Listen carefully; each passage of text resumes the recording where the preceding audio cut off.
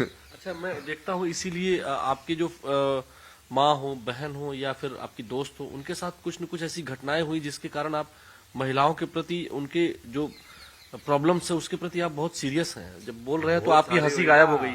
बहुत सारी हुई। मैंने ये कभी किसी को नहीं बताया ना, ये जो मेन ट्रिगर जो इंसिडेंट था धर्मशाला के अंदर जो हुआ था, है तो उसके वजह से एक फीमेल का एक वो बना कि हाँ भाई ये सब लाइक बिल्कुल ही अलग इमेज बनी, साइकोलॉजिकली तुम बहुत अलग बन जाते हो उसकी वजह से। फिर उसके बाद जैसे साथ में हुआ बहुत सारी चीजें हुई, लाइक मेरे पर्सनल इंसिडेंट्स भी हो जाके मैंने रियलाइज किया कि यार जो जो कर रहा है वो एक्चुअली में गलत है। कई बार वो चीज समाज में एक्सेप्टेड होती है कि जैसे किसी को टच करना भी ऐसे कि नहीं नहीं ऐसा नहीं करना चाहिए, कि समाज में भी सब कर रहे हैं तो तुम भी करने लग जाते हो। बट वो मेरे पर्सनल अनुभव से भी समझ में आया मुझे कि यार ये तो बहुत ही गलत है। और फिर एक इंसिडेंट जो वहां पे हुआ था कि धर्मशाला में मैं एक बंदी से मिला था ना वहां पे, तो वहां पे जैसे वो मुंबई की थी तो ऐसे चैट वैट पे बात हुई, फिर वो वहां पे आई रहने के लिए जैसे 2 हफ्ते के लिए। तो 2 हफ्ते तो जैसे कि साथ में ही थे ना वो पूरा, उस टाइम पे जैसे अलग ही ले लो स्पिरिचुअल उस पे था वो मैं, बट वो मैंने कभी समझा नहीं उसको। और उसने मेरे को एक चीज जो बोली थी ना वो मेरे को अभी भी लाइक खतरा अदर तक याद थी, मतलब कि बोला कि तू तो एम्प्टी है यार, मतलब कि खाली है। तू तो पूरा खाली है, तू तो कहीं पे भी झुक जाता है मतलब। और वो इतने दिल से बोली थी ना वो बात अंदर गई। बट उसने जैसे बाद में बताया ना, जब वो चीज वापस चले गई, उसने बाद में बताया कि उसके साथ भी ऐसे जैसे रेप का ऐसे कुछ इंसिडेंट हुआ है।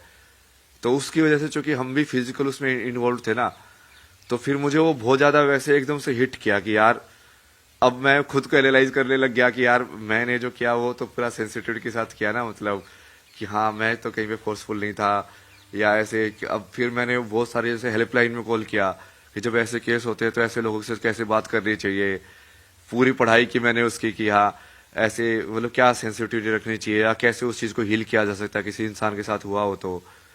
और बट उसकी वजह से मेरा वो बचपन का सारा ट्रॉमा एक्टिवेट हो गया सारा का सारा वो हेल्पलेसनेस वाला, कि वो तुम बचपन में भी तुम देख रहे थे वुमेन के अगेंस्ट वायलेंस होता, तुम कुछ नहीं कर पा रहे थे, तुम बच्चा हो गए सिर्फ देख रहे थे। और यहाँ पे भी तुम सिर्फ देख रहे हो, तुम कुछ कर ही नहीं पा रहे हो, किसी की मदद कर ही नहीं पा रहे हो।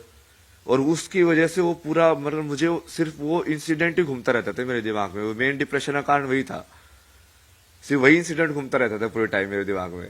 कि बचपन में मैं रोक नहीं पाया, जवान हूँ, करने लायक हूँ, रोकने लायक हूँ, फिर भी कुछ कर नहीं पा रहा हूँ। तो मैं थेरेपिस्ट से यही पूछता था कि मुझे सिर्फ ये फ्रीज वाली ये हेल्पलेस वाली फीलिंग नहीं चाहिए, मुझे चाहिए कि मेरे सामने कुछ हो रहा हो तो मेरे हाथ जाम ना हो, क्योंकि वो वैसे वाला डेवलप हो गया है, वैसे वाला कैरेक्टर। इसको बताओ कि इसको तुम कैसे सोल्व करोगे। तो वहां से फिर वो जाते जाते जाते जाते जैसे आपने बताया ना, और फिर जैसे एनलाइटनमेंट के बाद भी फिर वो वही चीज थी, ट्रिगर पॉइंट था जो फिर से वापस आया। और फिर उसको लेके मैंने बोला कि हाँ इस पे ही काम करना है ना अब। तो आपको समझ में आया कि भारतीय धर्म दर्शन और आध्यात्म के अतिरिक्त कहीं भी इसका निदान नहीं है, ये समझ में आया। कि वो एक्चुअली फिर मैं उसको डीप में गया कि ये प्रॉब्लम है क्या, ये कहाँ से चालू हो रही है, इसका कैसे निदान हो, मतलब क्यों हो रहा है समाज के अंदर ये इनइक्वलिटी क्यों है, क्यों नहीं समझते हम उनको बराबर। मतलब बराबर समझना वैसे तो भगवान समझना चाहिए, पूजा करनी चाहिए। कृष्ण भी तो राधा की पूजा करते थे ना, वो कितनी बार बोले मैं तो तेरी पूजा करता हूँ। हमारे यहाँ जिस मनुस्मृति को वामपंथी भर भर के गालियां देते हैं या तमाम ऐसे लोग जो आप बोल रहे हैं, उस मनुस्मृति में भी कहा गया है यत्र नार्यस्तु पूज्यन्ते रमन्ते तत्र देवता। और जिस मनुस्मृति में ये कहा गया हो, वो मनुस्मृति कैसे अलाउ करती होगी वुमेन के अगेंस्ट वायलेंस? नहीं करती। नहीं करती ना वो तो कर ही नहीं सकती, वो हमारे शास्त्रों में कहीं पे है ही नहीं, क्योंकि वो फिट ही नहीं बैठता, वो हो ही नहीं सकता। वो हमारे यहाँ तो भगवान शिव अर्धनारीश्वर है। अर्धनारीश्वर है भाई। ये बात हमको विचारों से कैसे समझाएं, हम कैसे?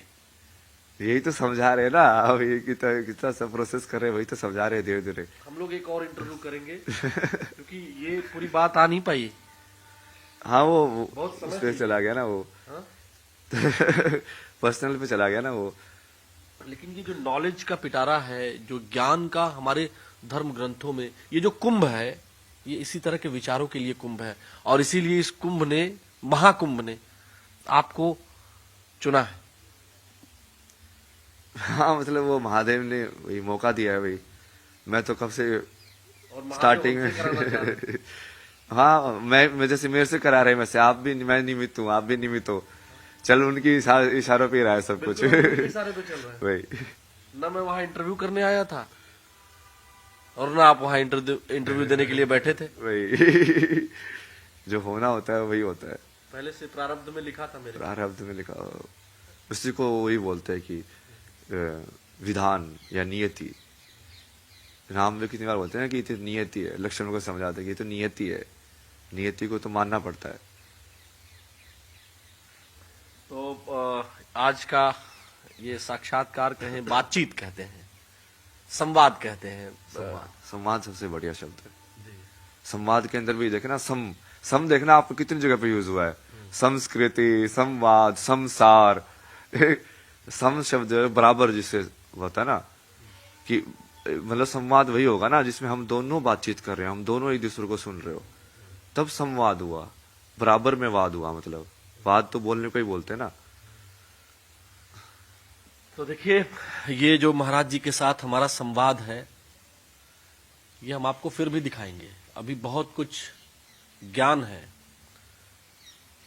जो महाराज जी के पास, जो अभय जी के पास, जो मसानी गुरु के पास, जो भी नाम ये कहते हैं, आईआईटी वाले बाबा, आईआईटी पे बड़ा लोग को जोर है, फेमस हो जाता। तो ये संवाद, मेरा भी ज्ञानवर्धन हो रहा है, और इस ज्ञानवर्धन के लिए जो भी संवाद हम कर सकते हैं, जो अपने न्यूज 18 नेटवर्क के दर्शकों तक हम पहुंचा सकते हैं, हम आगे भी पहुंचाएंगे।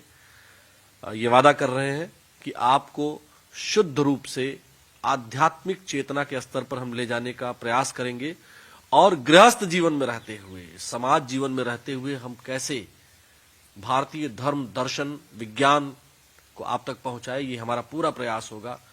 और अभय जी, आईआईटीएन बाबा, मसानी गोरख, या भगवान शिव के जिन नामों से ये अपने आप को संबोधित करते हैं या इनको लोग संबोधित करते हैं, हम इनके साथ आपके लिए फिर से हाजिर होंगे। आज की इस बातचीत से, इस संवाद से आपको निश्चित तौर पर बहुत कुछ जानने को मिलेगा। वीडियो जर्नलिस्ट रवि गुप्ता के साथ आलोक शुक्ल, न्यूज 18 प्रयागराज।